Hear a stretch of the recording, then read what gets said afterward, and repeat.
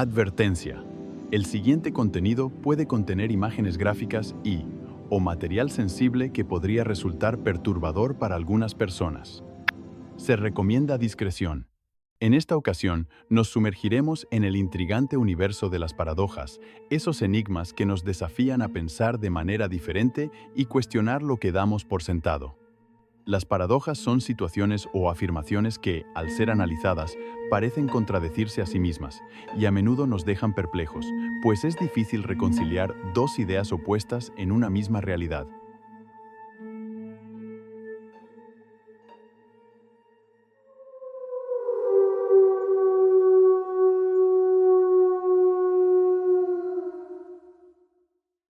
Imagina a Elena, quien decidió embarcarse en un viaje sin destino fijo, pero con una meta interior: descubrirse a sí misma en toda su complejidad.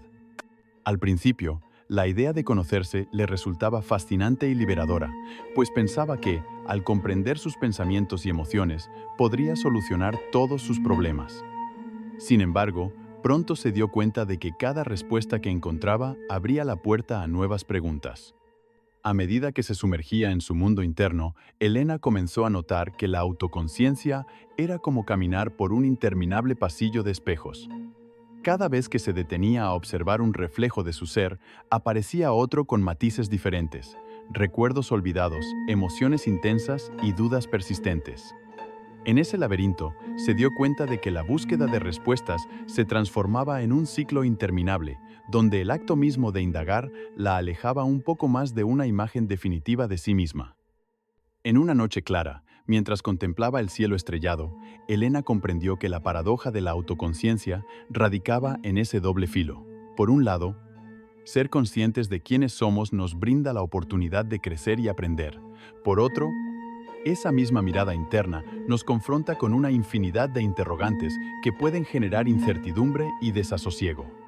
Cada reflexión la hacía sentir más viva, pero también más expuesta a las contradicciones de su propia mente. Durante su travesía, encontró que la autoconciencia era tanto un don como un reto.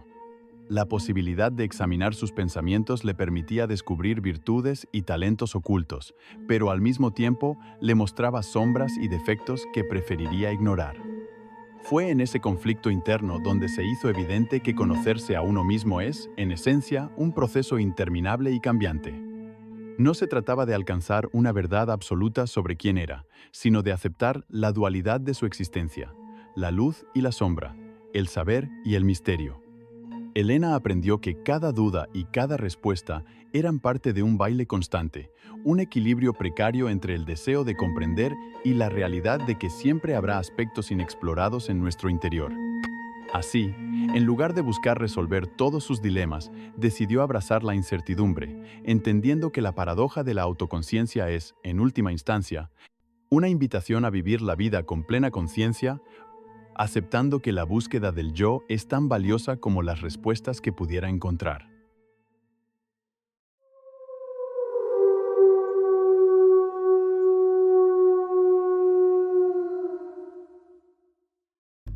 Imagina un antiguo puerto en el que, a orillas del Mediterráneo, descansa la legendaria nave de Teseo. Durante años, este barco surcó mares y enfrentó tormentas, convirtiéndose en testigo de innumerables aventuras. Sin embargo, con el tiempo, la madera se desgastó y las velas se rasgaron, obligando a los artesanos del puerto a reparar la nave. Poco a poco, cada tabla, cada clavo y cada vela fueron sustituidos por materiales nuevos, hasta que, al final, nada de la estructura original permanecía. Una tarde, mientras el sol se ponía, el joven marinero Demetrio se sentó en el muelle observando la reconstruida embarcación.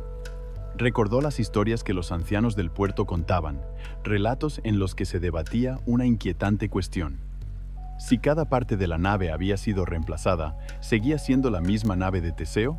¿O acaso se había transformado en un ente completamente distinto, despojado de su esencia original? La paradoja de la nave de Teseo, que ha fascinado a filósofos durante siglos, radica precisamente en ese dilema. Por un lado, la identidad de la nave parecía estar ligada a su historia y a la memoria colectiva de quienes la habían conocido. Por otro, su estructura física había cambiado en cada detalle. Demetrio se preguntaba: ¿es la esencia de la nave algo inmutable, ¿Un alma que perdura a pesar del cambio de sus componentes? ¿O es meramente la suma de sus partes, cada una reemplazada a su vez?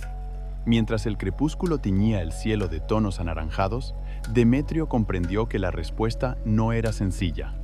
La nave continuaba siendo venerada y reconocida como la mítica embarcación de Teseo, a pesar de haber perdido todas sus piezas originales. Esta reflexión lo llevó a cuestionarse también acerca de la propia identidad humana.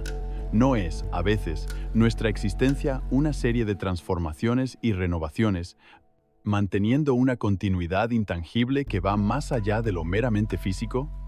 Así, la paradoja de la nave de Teseo se convierte en una invitación a explorar la naturaleza misma de la identidad y la continuidad. Nos reta a pensar si aquello que define lo esencial de un objeto o incluso de una persona es su materia, su historia, o una esencia invisible que persiste a pesar de los cambios. En ese delicado equilibrio entre la transformación y la permanencia, se esconde el enigma que ha cautivado a las mentes más inquisitivas a lo largo de la historia.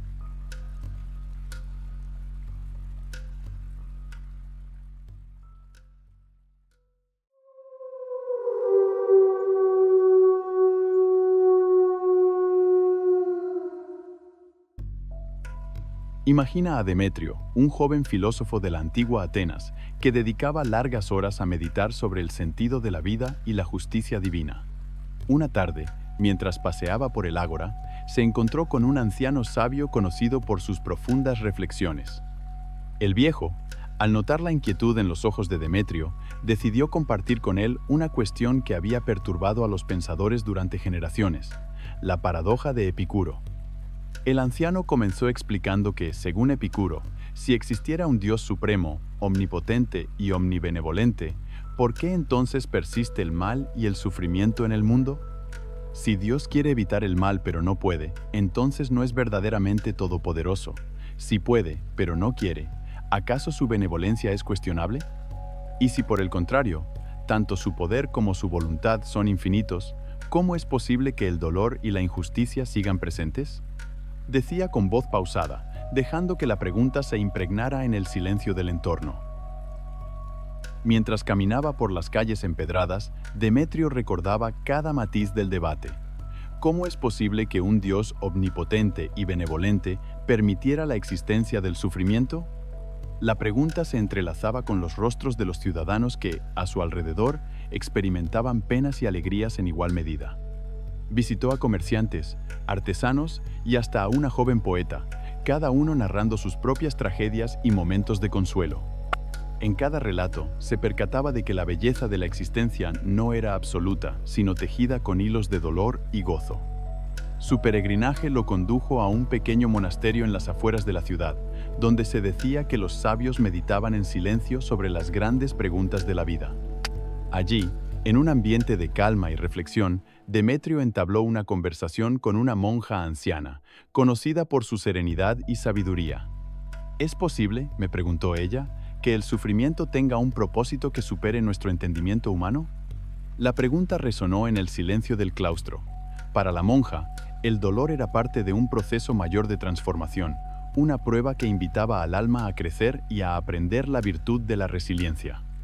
Sin embargo, Demetrio no podía evitar recordar la paradoja.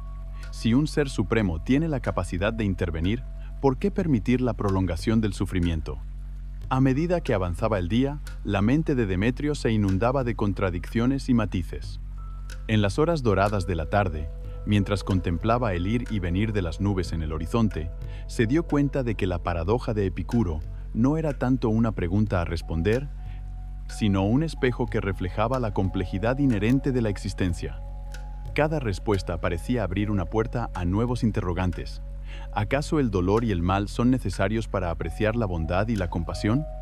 ¿Podría la existencia del sufrimiento ser, en cierto modo, el telón de fondo que haga brillar la luz de los momentos felices? En el ocaso del día, sentado junto a un río que murmuraba antiguos secretos, Demetrio comprendió que su búsqueda no tenía por qué ofrecer una solución definitiva. La paradoja de Epicuro lo había llevado a reconocer que la divinidad y la moralidad son campos de incertidumbre y de constante diálogo. La respuesta, pensó, podría residir en aceptar la ambigüedad de la vida, en el hecho de que la coexistencia del bien y el mal invita a la reflexión y al crecimiento personal. Cada tragedia, cada alegría, se convertía en un paso más en el sendero hacia la sabiduría, donde la duda era tan valiosa como la certeza. Regresando a Atenas, Demetrio ya no buscaba una solución definitiva a la paradoja. Comprendió que el verdadero valor de la reflexión estaba en el continuo desafío de cuestionar, en la capacidad de encontrar en cada experiencia una lección sobre la fragilidad y la grandeza de la existencia humana. Así, la paradoja de Epicuro se transformó en un legado personal, un recordatorio de que la confrontación con el mal y el sufrimiento, lejos de ser una señal de debilidad de la divinidad, es un componente indispensable del camino hacia una vida plena y consciente, donde cada pregunta abre la posibilidad de un nuevo descubrimiento interior. En definitiva, Demetrio aprendió que no todas las interrogantes están destinadas a ser resueltas. Algunas son, en sí mismas, el motor de un viaje interior que enriquece el alma y la invita a abrazar la dualidad de la existencia con humildad y asombro. Gracias por acompañarnos en este viaje por lo enigmático. No olviden explorar nuestros otros videos misteriosos y desconcertantes, donde cada contenido es una invitación a descubrir nuevos secretos del universo. Nos vemos en la próxima aventura.